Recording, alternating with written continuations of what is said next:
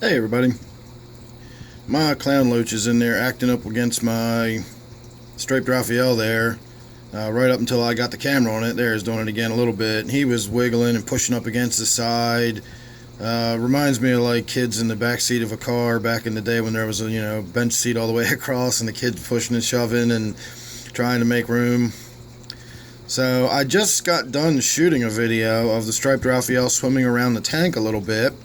And I was figuring the reason he was swimming around the tank a little bit was because he wanted to get in this cave down here, and so does this clown loach because it's the biggest cave, and both of these fish are getting really big. So you can see how they're really just not fitting in this cave together at all. And I think the clown loach is probably going to win here in a minute. Now the striped Raphael's pushing back a little bit. Should be interesting to see who actually ends up in this cave for the night. The Raphael was actually just swimming around like up near the top and in the the leaves of the Java, and he wound up nestling in the second tier of caves and wound up sitting in there upside down for a little while. And apparently that was about 10 minutes ago. I actually came in here to get everybody fed, and now he's over here fighting for this cave again, so that's pretty funny.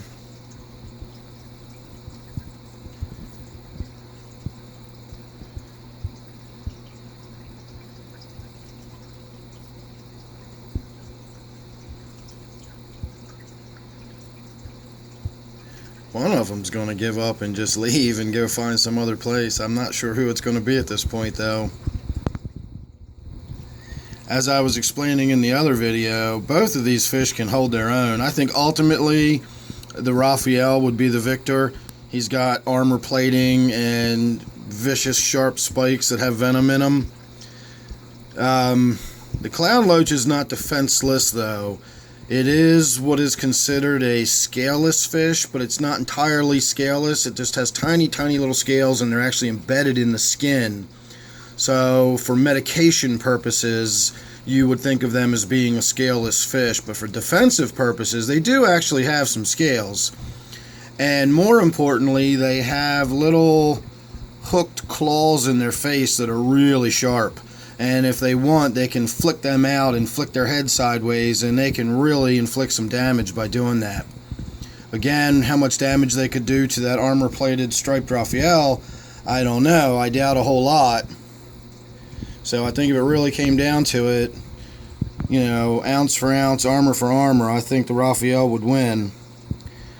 But they don't really seem to mind each other that much. You can tell it's more of sort of a shoving and pushing and nudging sort of match as opposed to any kind of real, territoriality or aggression. I've never really worried about them injuring each other. They always just sort of do this thing. Because now you can see if the Loach wanted, the Loach could go swim back into the cave. The cave's now sort of empty, so, what is really going on in there? Are they fighting for that cave space or not? I don't know. Well, I'm going to go ahead and call that the end of this one because I don't think we're going to get to see too much more activity. And of course, as soon as I stop filming, it's going to be an explosion of activity and they're both going to go swimming all over the tank. So if that's the case, look forward to a third video in this series. Well, maybe we'll get to see it right now. Usually if I ramble on for a few more moments, I always get something else and I can get a little more action in this video. There we go. Maybe we'll get to see that Raphael swimming a little bit. He's really a graceful fish when he wants to be. Just glides through the water. He actually reminds me sort of like a shark when he swims.